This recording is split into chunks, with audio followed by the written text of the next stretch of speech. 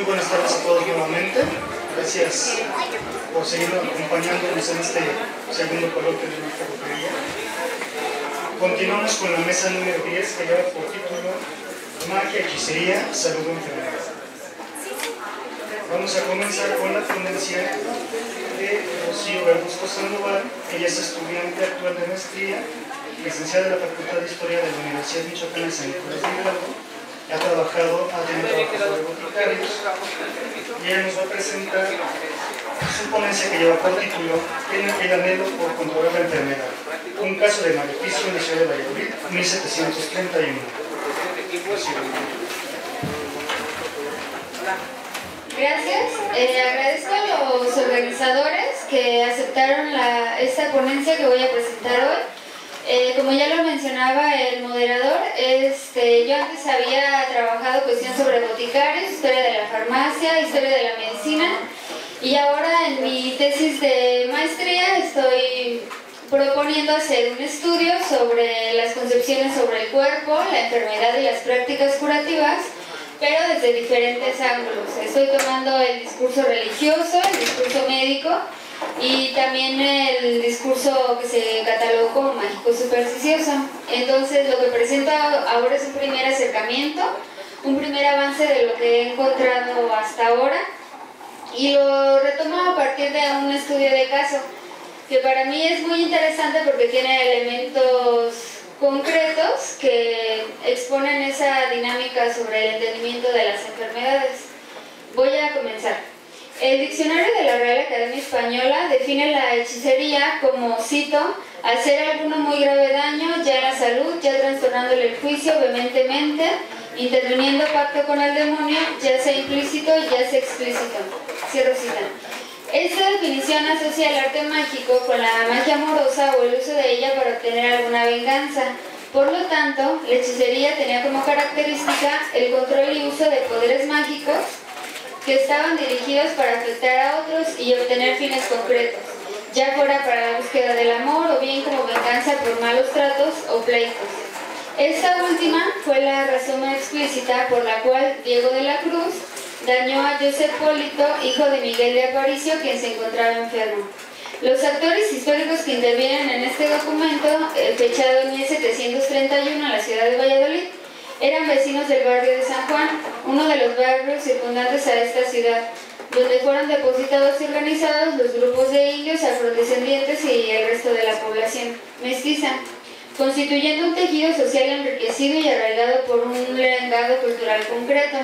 A pesar de la vigilancia del discurso dominante que no pudo evitar ni disminuir la existencia de este sistema mágico supersticioso, apropiado por los grupos sociales.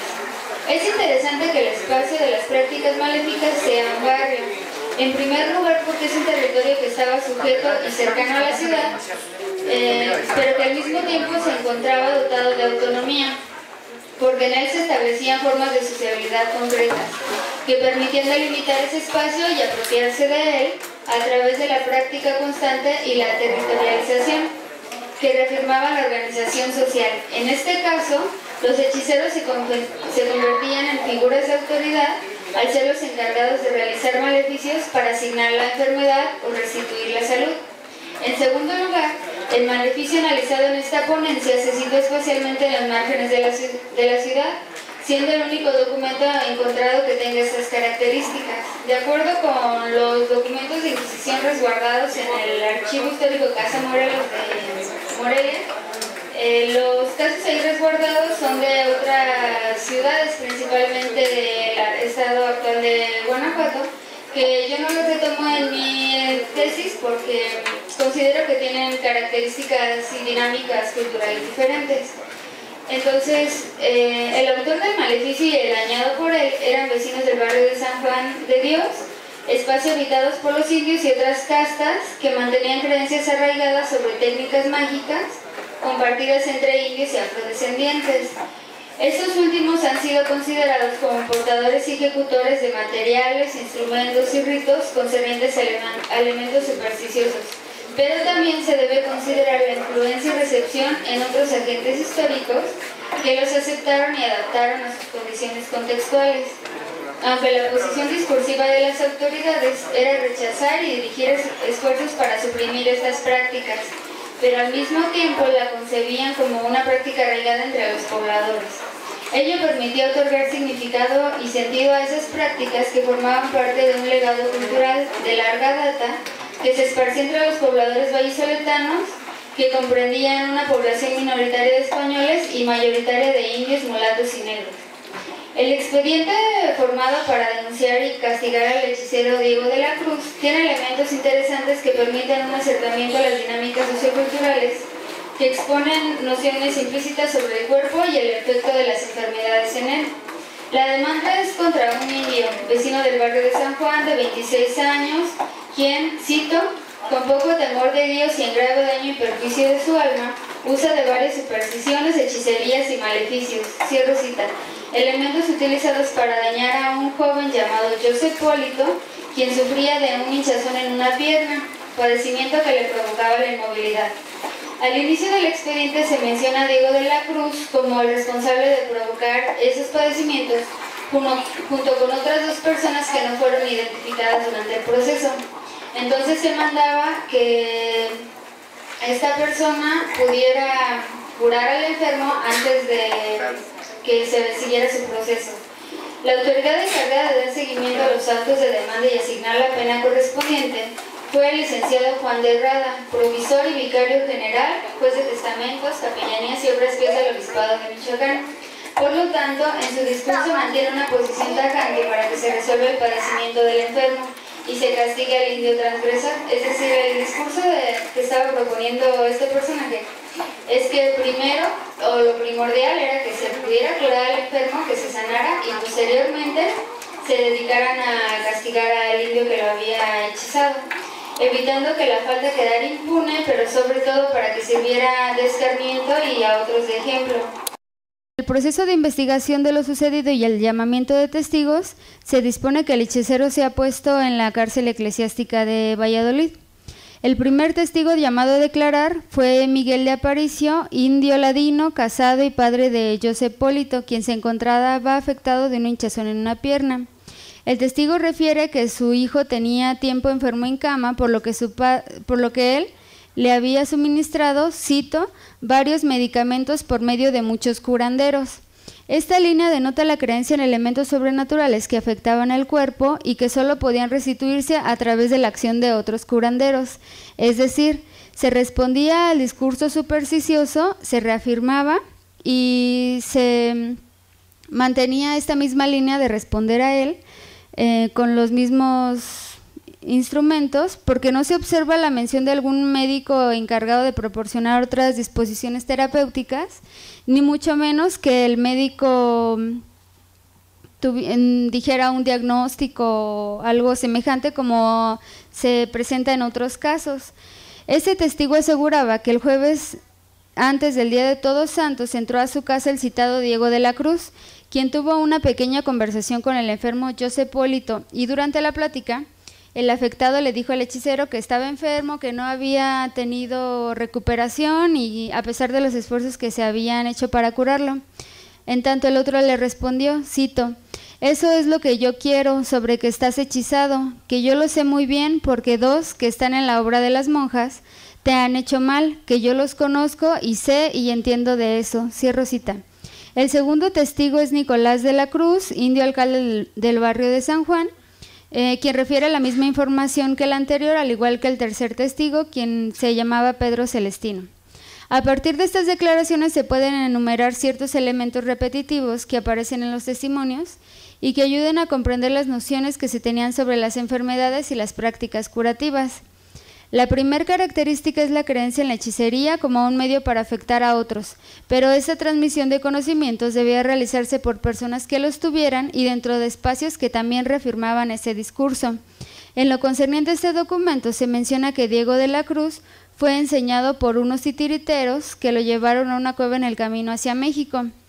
También las cuevas aparecen recurrentemente en los documentos inquisitoriales y se refieren como esos espacios alejados, privados, simbolizados y territorializados, donde era posible que se manifestaran las fuerzas oscuras que tomaban formas en animales espantosos y se mostraban ante ciertas personas que debían pasar por algunas pruebas de valor. Por ejemplo, Diego de la Cruz fue dejado en este espacio donde él menciona que se le apareció una culebra que se le enredó en el cuello y posteriormente, cito, le salió un chivato prieto al cual le besó el culo.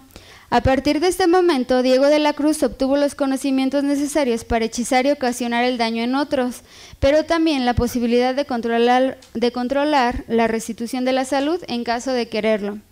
Ello se relaciona con la segunda característica de este documento, es decir, no se hace mención explícita del uso de brebajes, utensilios, amuletos que le permitieran dañar al enfermo, pero sí la posesión de esos conocimientos. Por lo tanto, en ese expediente se muestra una concepción sobre la enfermedad que correspondía a diferentes discursos, es decir, muestra esa influencia de elementos sobrenaturales que podían afectar la salud de los vallisoletanos, pero el discurso supersticioso muestra ese control que una persona podía tener para dañar a otros, a través de poderes adquiridos por pactos con el demonio y el aprendizaje de la hechicería, causando la enfermedad o daños que influyan negativamente en el estado corporal. La tercera característica de este documento es muy interesante, porque se refiere explícitamente a la existencia de curanderos que vivían en el mismo barrio y que se encargaban de realizar curaciones, que desde la perspectiva discursiva oficial constituían transgresiones, pero que al mismo tiempo reflejan conocimientos socialmente compartidos que trataban de explicarse. Por ejemplo, la madre del enfermo indica que conocía a un hombre llamado Agustín Miguel, quien era curandero y a quien le había pedido visitar a su hijo para determinar cuál era la enfermedad que lo afectaba, suplicándole que lo curara y en caso de hacerlo, cito, le prometieron que si lo curaba no lo sabría la justicia, cierro cita, lo que refiere a una práctica arraigada y fuera de la vigilancia de las autoridades. El curandero Agustín Miguel estuvo tratando al enfermo y concluyó que tenía alguna recalcadura o pasmazón. También en otra línea indica que estaba curando al enfermo y que le había puesto unas jaras, pero no indica mayores detalles sobre la forma de aplicación. El curandero Agustín Miguel tenía más de 80 años y al parecer poseía diferentes conocimientos para curar. Algunos de ellos retomaban algunos elementos religiosos, como se menciona en el documento cuando dicen que al enfermo se le había colocado un santo Cristo en la cabeza y se le había colocado agua bendita. Aunque no se mencionan más detalles, mencionan esa noción de elementos religiosos en un sentido de protección contra la enfermedad provocada por el maleficio, que se dirigía estrictamente a dañar a otros.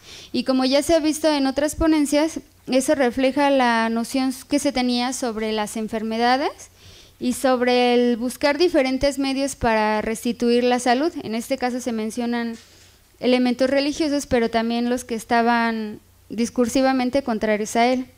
Esos elementos religiosos fueron rechazados por el hechicero Diego de la Cruz, quien había hechizado a José Polito, quien le dijo a Agustín Miguel que con esos objetos el enfermo no se curaría. Lo interesante de este caso es la posición del hechicero como el personaje con los conocimientos para restituir la salud, exponiendo explícitamente su poder como el único que podía curarla, pero al mismo tiempo le indica al otro curandero lo que podía hacer. Por ejemplo, le dice que para los hechiceros, cito, es bueno poner una escoba en cruz y echar mostaza. Mencionaba que esto debía de colocarse en la puerta donde se encontraba el enfermo para tratar de protegerlo contra otros daños. Además añadía, abro cita, si vas a curar a tu enfermo, busca un poco de Santa Rosa y pónsela, porque yo lo tengo así por un pleitecillo que tuvimos en las monjas, cierro cita. Esos elementos son importantes porque se utilizaron como objetos con propiedades maléficas que incidían en el equilibrio corporal. Por ejemplo, en el mismo documento se indica que esta hierba era buena para los enfermos, pero no se otorgan más detalles.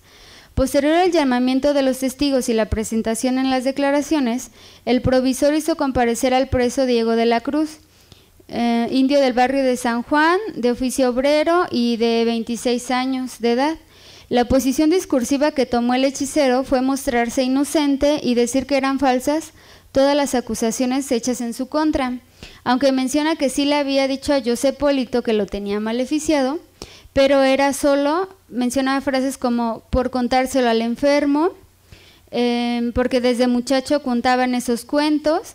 Asimismo menciona otras frases como era solo por platicar, y esta me pareció muy interesante, dice, por haberlo oído decir a muchos que no se acuerda quiénes, ni cuándo o si lo soñó. Cierro cita. Por lo tanto, es un elemento referencial del contexto que denota la presencia y arraigo sobre estas creencias que se consideraban supersticiosas. Posteriormente se inserta la resolución propositiva que realiza Miguel de Reina como promotor fiscal del obispado.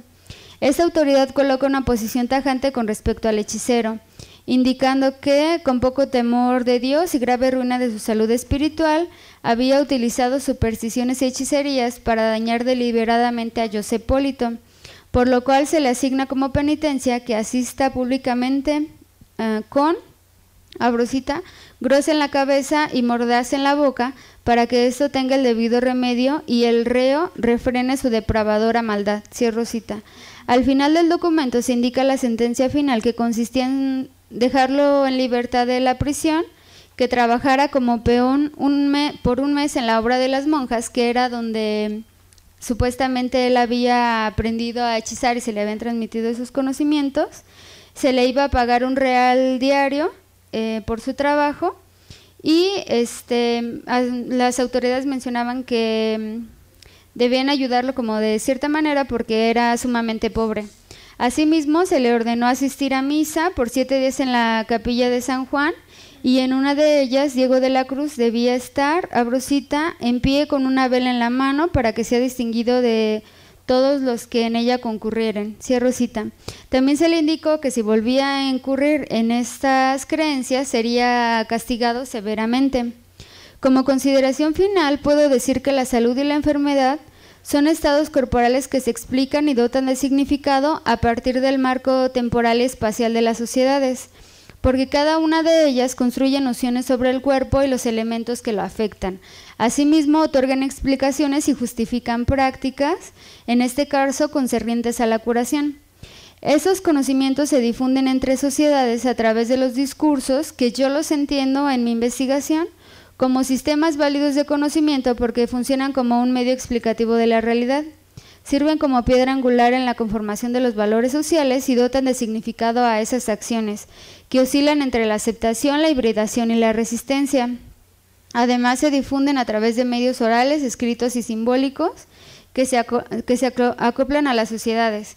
Asimismo, el discurso supersticioso tenía su propio régimen de verdad, que le permitía comprender el cuerpo como un elemento frágil y proclive al daño de los elementos sobrenaturales que una persona podía controlar para dañar a los otros. Al contrario del discurso religioso, que concebía la enfermedad como un castigo divino que debía restituirse a través de la medicina espiritual, o también en contra del discurso médico, que lo consideraba como un desequilibrio en el funcionamiento de los humores, que se veían afectados por el contorno cultural. Entonces, en estas prácticas y en estos documentos nos podemos dar cuenta de esa divulgación entre los discursos y su unión en las prácticas cotidianas. Gracias.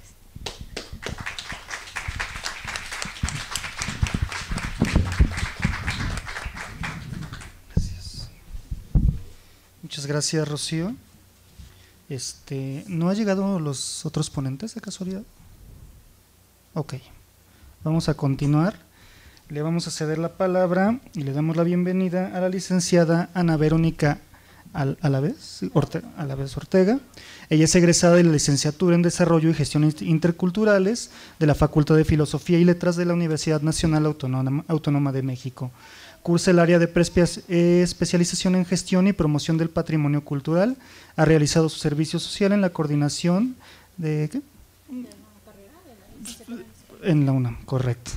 Apoyando tareas como atención a profesores, alumnos y aspirantes. Trabaja temas como el susto, el maíz como patrimonio biocultural, los saberes tradicionales de la cocina, toponimia y oralidad, moda bioética y tejidos artesanales. Su línea de investigación es la hechicería. Y ella nos va a presentar como su tema, el uso de la medicina tradicional en el diagnóstico y curación de la enfermedad del susto, utilizados por los mixtecos de la comunidad de San Miguel Cuevas, Juxtlahuaca, Juxtlahuaca, Oaxaca. Bienvenida.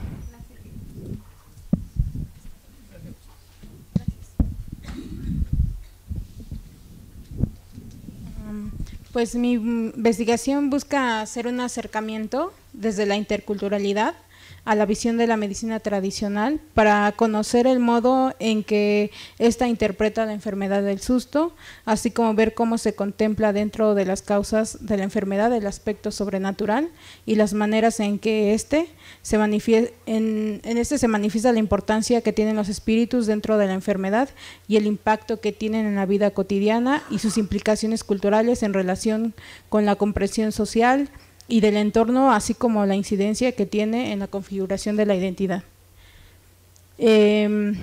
Para mí, hablar de identidad es asumir una diferenciación con lo otro, es partir de una separación, pero también de una identificación con los iguales a uno. Para Fernando Ortega, hablar en América Latina de la mayoría significa reconocer la existencia no solo del grupo mestizo predominante, sino también la existencia de otros grupos que completan dicha mayoría para llegar a la totalidad. Por tal razón, es indispensable hablar de pluralidad étnica.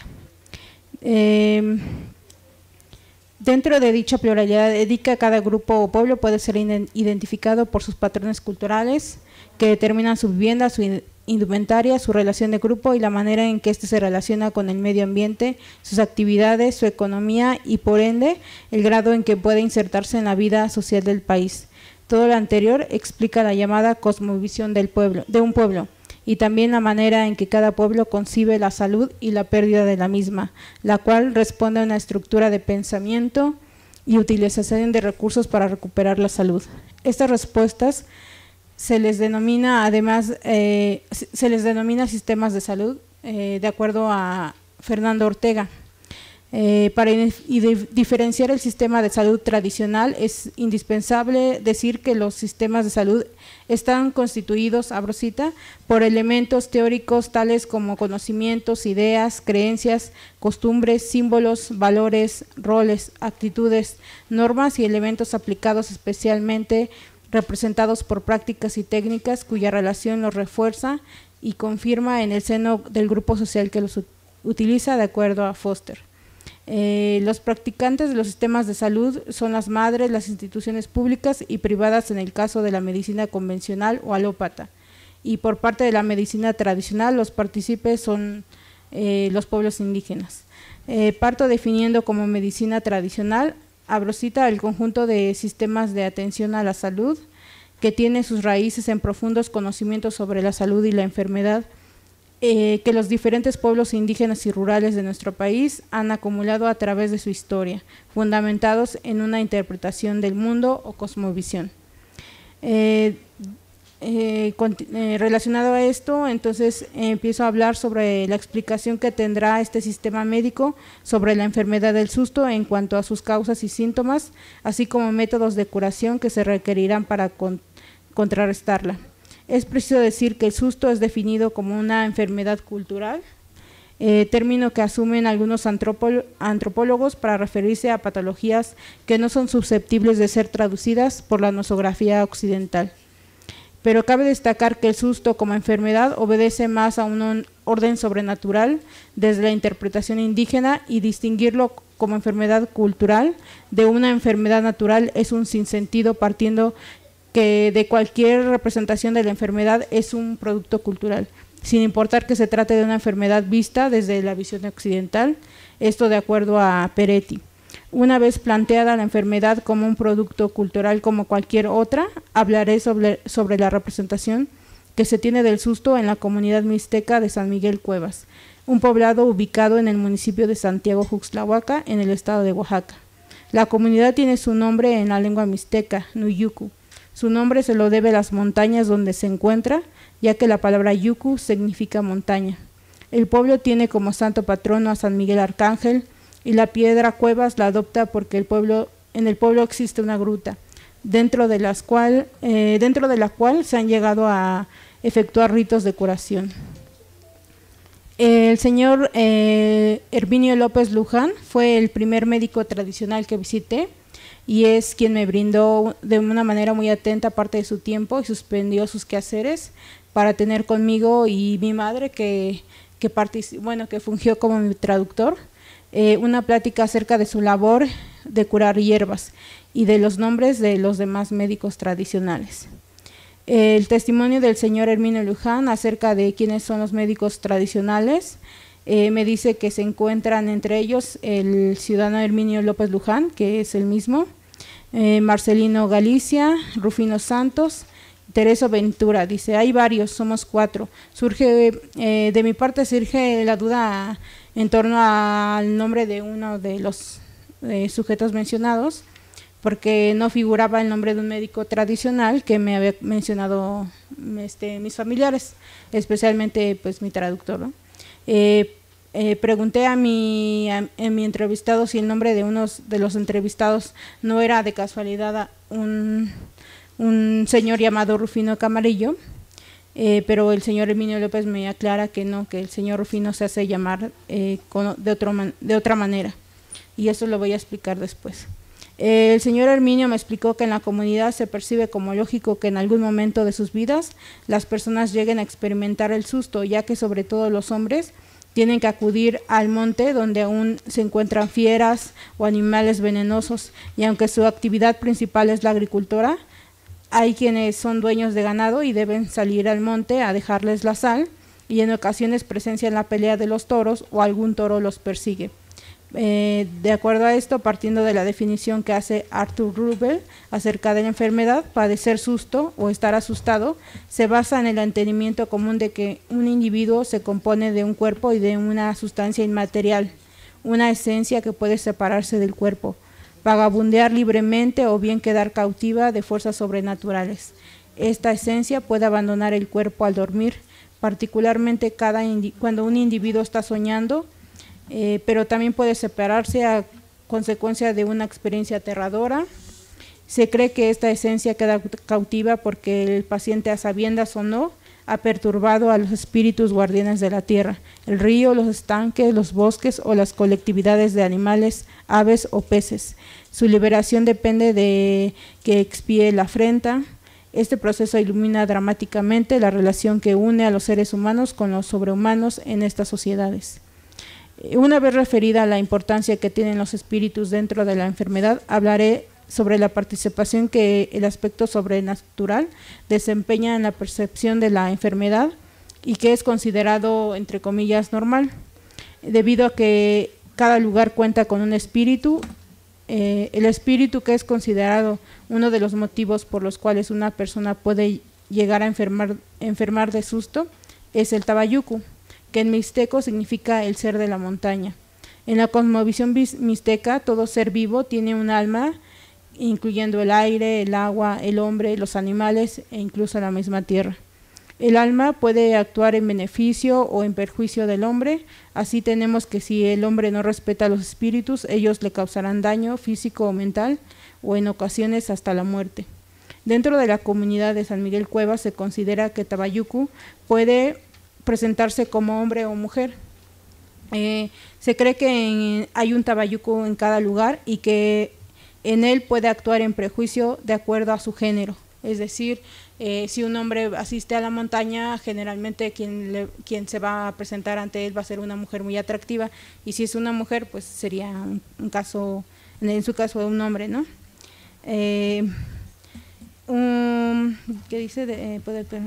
Es decir, que si en un lugar habita un tabayucu masculino, solamente robará el alma de las mujeres que se asusten ahí, y en caso de que un hombre sea quien se asuste, este no sufre mayor daño. Existen dos maneras en las que tabayucu se manifiesta, ya sea en forma humana con una apariencia atractiva, seduciendo a su víctima, o bien en forma de animal, le habla a su víctima con voz humana, y esto impresiona de gran manera a la persona que llega a enfermar.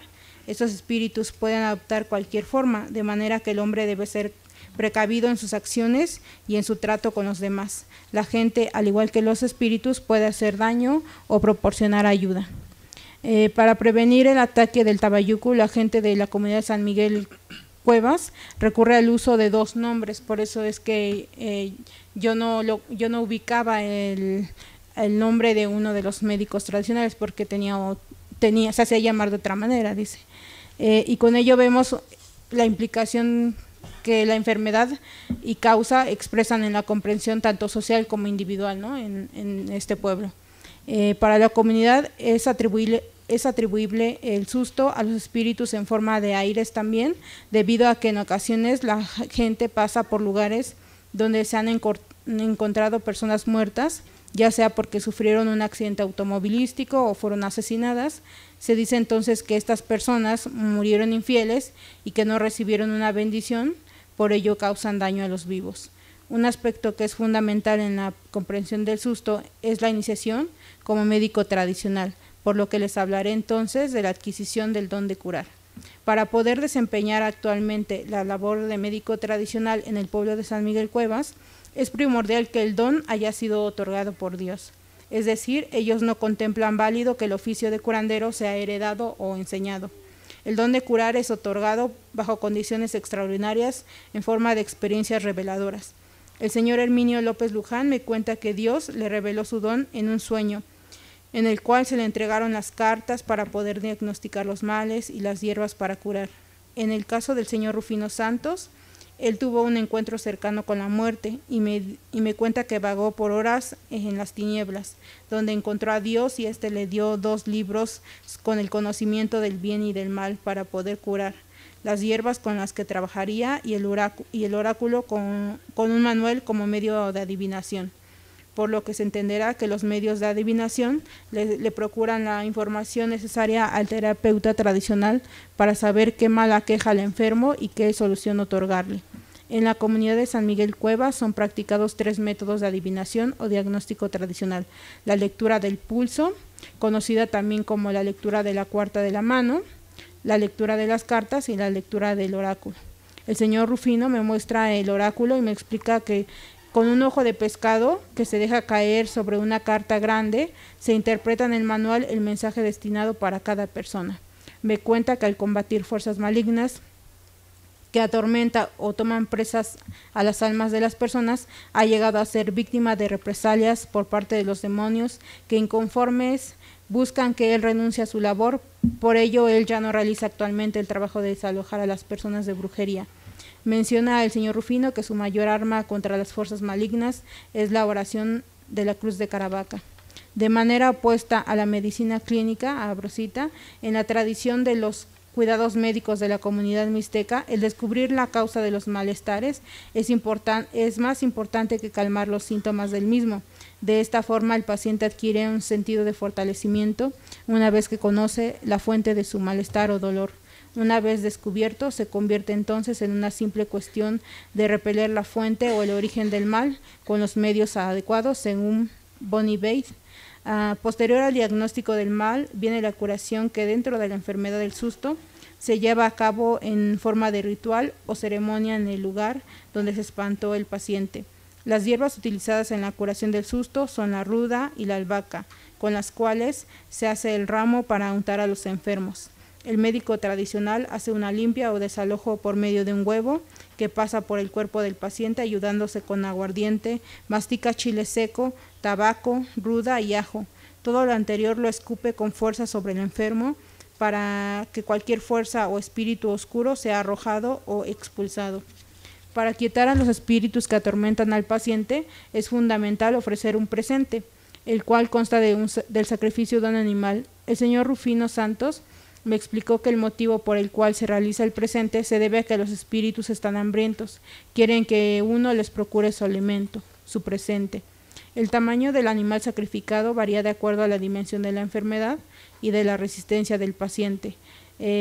Puede el espíritu reclamar desde una gallina hasta un borrego. El animal tributado forma parte de un intercambio espiritual, es decir, a cambio de entregar el espíritu a la persona enferma, se entrega la sustancia anímica de otro animal a los seres que tienen presa al alma del enfermo.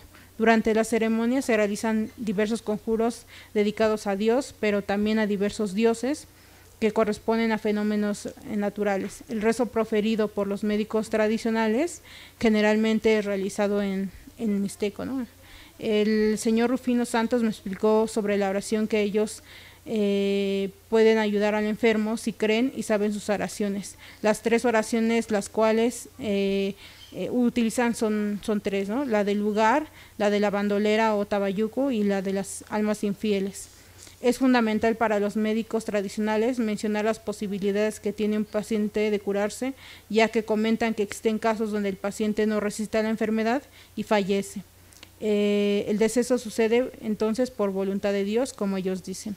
El uso de la medicina tradicional es vigente en el pueblo de San Miguel Cuevas, pero se efectúa de manera casi paralela con el uso de la medicina alópata o biomédica en el tratamiento de enfermedades. Los terapeutas tradicionales de la comunidad expresan respeto por el conocimiento biomédico y aseguran que cada uno sabe su método de curar. Ellos saben su trabajo, nosotros el nuestro. Y me preguntan con curiosidad si yo no asisto al médico, porque por supuesto ellos asisten a la clínica del pueblo, a las revisiones, e incluso recomiendan a sus pacientes asistir al doctor cuando la enfermedad que padecen es cuestión de ciencia y no sobrenatural. Los médicos tradicionales aseguran que el diagnóstico que da las cartas o el oráculo no falla, y que si el medio de adivinación dice que la biomedicina curará el mal, ellos no engañan a su paciente y lo mandan al doctor. Lo que concluyo en mi trabajo es que entender al susto y a cada enfermedad popular como resultante de una dinámica social implica tener la voluntad de acercarnos a una comprensión del mundo diferente a la nuestra, con valores y concepciones propias que llevan consigo una carga cultural significativa e incluso identitaria, pero que además estructuran sus relaciones tanto con propios como con extraños y su entorno, explicando así el modo en que se benefician de los recursos naturales. Finalizo tomando las palabras de Carlos Lenkersdorf, que refiere que al pertenecer a diferentes culturas y naciones, no todos tenemos la misma percepción de la realidad y por ello nos relacionamos de diferentes modos con la misma realidad. Cierro cita. Para afirmar que lo que pretendemos llamar realidad es algo como si quisiéramos establecerlo como algo estricto, puro y objetivo y libre de ser interpretado. De hecho, solo se trata de convenciones discursivas, construidas e incluso cambiantes, pero ante todo diversas, lo cual nos conduce a adoptar una postura seria sobre el ejercicio de nuestras relaciones con otras culturas y asumir que nuestra llamada realidad no puede ser impuesta con el camisa de fuerza a los demás, ¿no?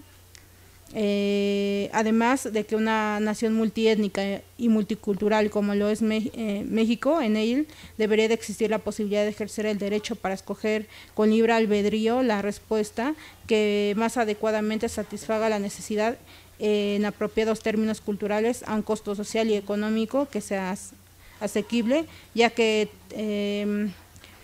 pues todas las sociedades se han visto obligadas a crear procedimientos para prevenir y tratar las enfermedades, y esos procedimientos constituyen dimensiones importantes de una cultura y son sensibles a los valores sociales. Bueno, con eso concluyo.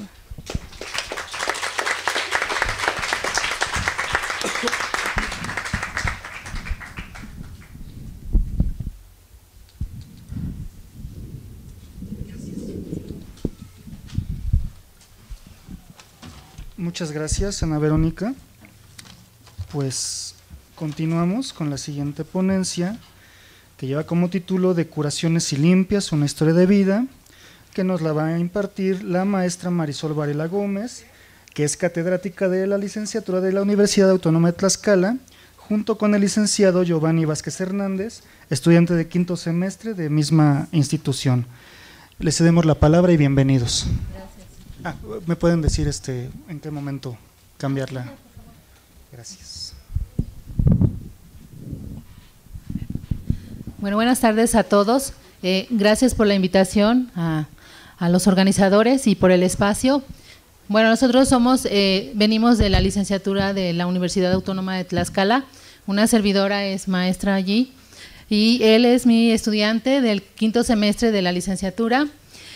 Lo que venimos a contarles un poco es un trabajo que él está elaborando, obviamente para su tesis, sí, a partir de su experiencia. Él está teniendo una experiencia como ayudante de un chamán Y entonces nosotros quisimos aprovechar esta experiencia para que pues él exprese un poquito, porque estamos todavía trabajando con su experiencia, estamos haciendo la historia de vida del chamán, y pues él les va a expresar un poquito lo que trae, ¿sí? Gracias. Gracias, buenas tardes. Bueno, como saben, el nombre de la ponencia, de Curaciones y Limpias, una historia de vida. Cuando nos ocupamos de temas como lo sobrenatural, encontramos que existe una gran diversidad de estudios desde diferentes perspectivas. Los temas que han sido tratados relatan emociones, sensaciones y tentaciones. Todo esto viene a causa a lo que sería en todo el mundo espiritual, ¿no? En la región de Tlaxcala es posible encontrar personajes que se hacen llamar brujos o brujas, curanderos o curanderas, o chamanes, que dedican parte de sus conocimientos a curar y limpiar los diferentes males que tienen relación con el mundo sobrenatural. Frecuentemente los estudios se dan en relación a las curaciones y limpias y la situación de los usuarios, pero ¿qué sucede con estos personajes que tienen contacto con fuerzas desconocidas? ¿Cuáles son las consecuencias de dedicarse a esta actividad? Bueno, en este trabajo nosotros presentaremos algunas de las consecuencias que sufren estos especialistas.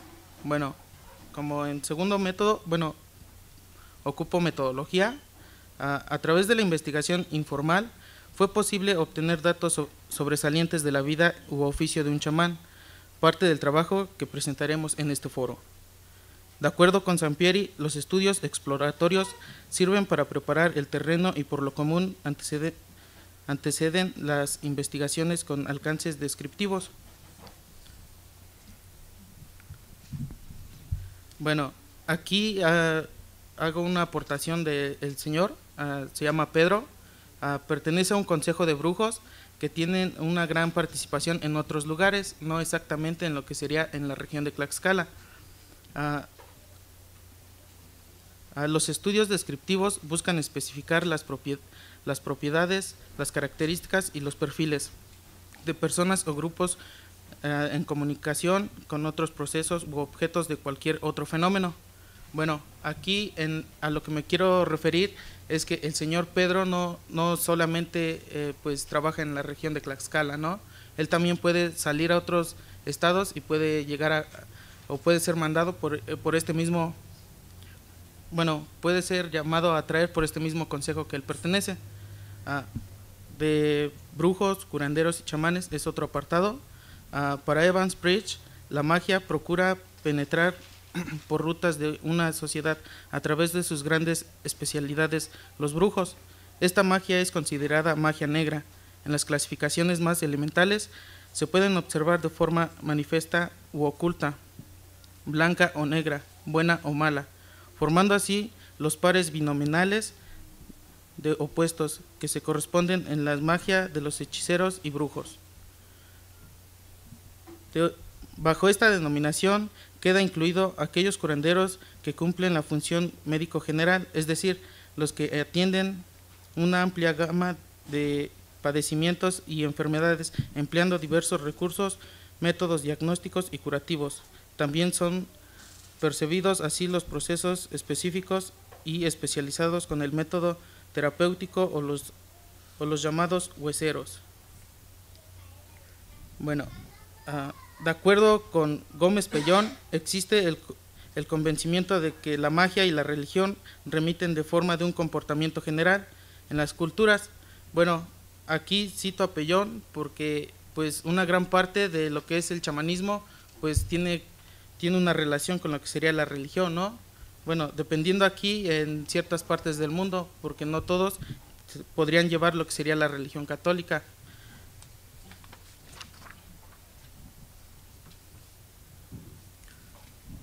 Así, Abor nos comenta que el chamanismo es un fenómeno que hoy en día es bastante común entre los pobladores nativos y mestizos, tanto en zonas rurales como urbanas. Existe una gran relación y comunicación entre los chamanes para poder obtener una sensación o curación de espíritu que hacen sentir mal a una persona. Para ello, el chamanismo es considerado la primera manifestación religiosa de la humanidad, en su presencia primitiva de unión mística con lo que sería la naturaleza. Bueno, aquí ya me voy a centrar un poco más a lo que sería un poco de la curación. Al realizar la curación o limpia, el chamán debe concentrarse profundamente. Esto permitirá que logre una buena concentración espiritual. Por otro lado, el individuo al que se le hará la sanación necesita estar consciente de tal manera que el chamán se coloca al frente de él y el fenómeno comienza a realizar la limpia a lo que sería pues con un ramo de flores. Ya esto es un poco más avanzado con lo que ya sería la sanación, ¿no? Bueno, ya uno de los, voy a mencionar 5 puntos importantes.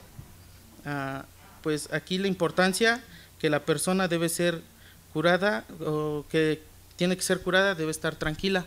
Esto es lo principal, porque si no está tranquila, pues el chamán no puede concentrarse y pierde, pues podría decir, una gran comunicación con el espíritu que lo acompaña en esta gran limpia.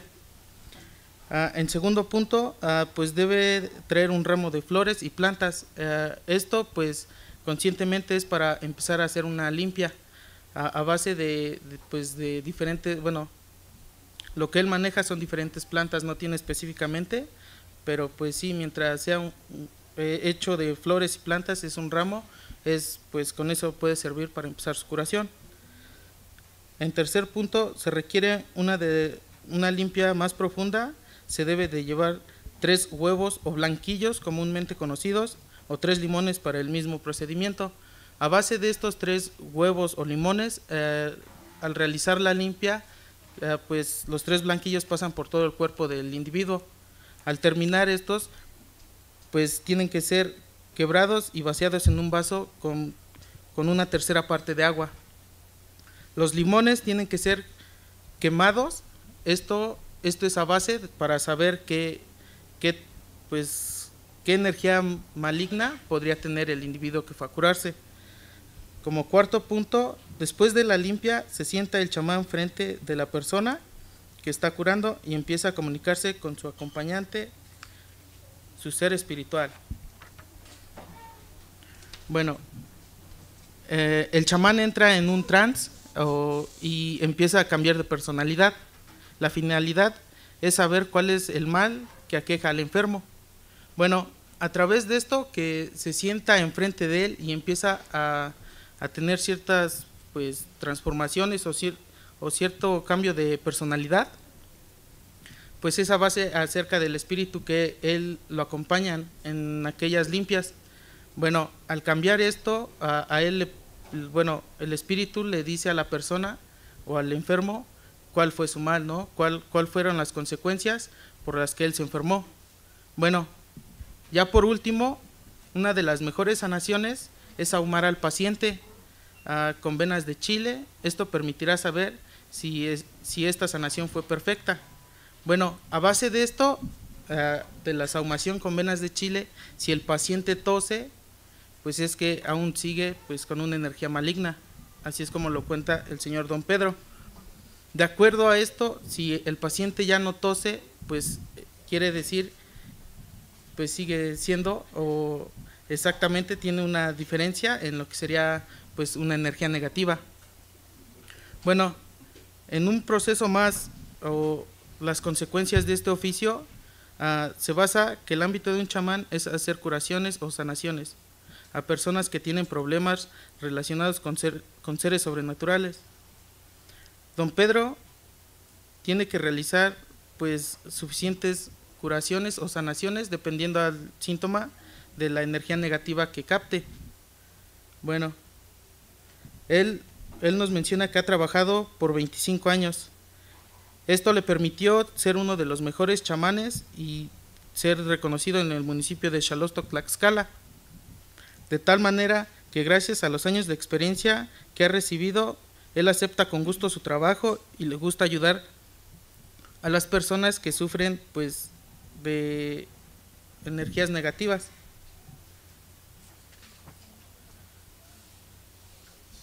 En otro apartado, bueno, ya como objetivos generales, consecuencias que él sufre, bueno, una vez que el chamán da satisfacción al cliente, pues vienen las consecuencias que conllevan a la interrelación con lo sobrenatural. Los primeros síntomas que presenta el chamán posteriormente a la sanación son mareos, vómito y agotamiento. Esto indica que el chamán realizó una buena sanación al individuo. A lo largo del tiempo, el chamán va presentando otros síntomas, como pérdida de sueño y pérdida de su dentadura.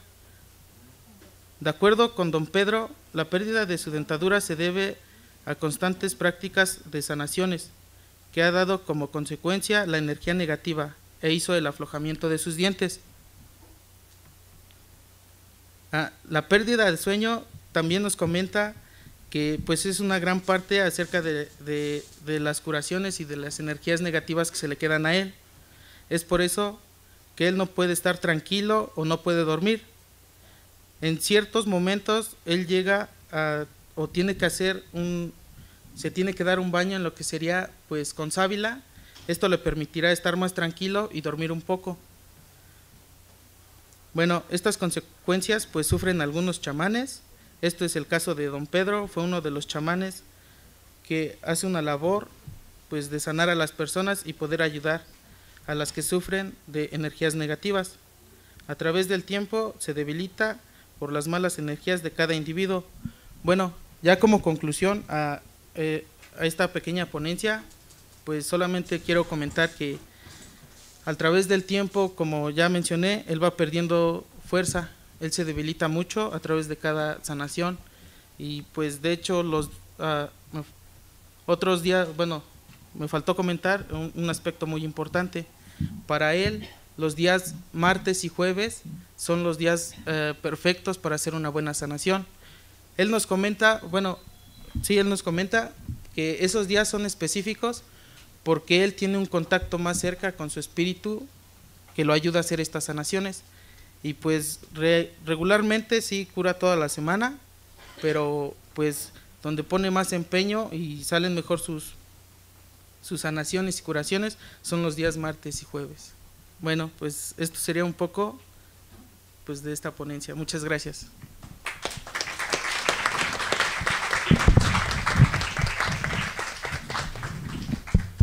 Muchas gracias a nuestros invitados de la Universidad Autónoma del Estado de Tlaxcala.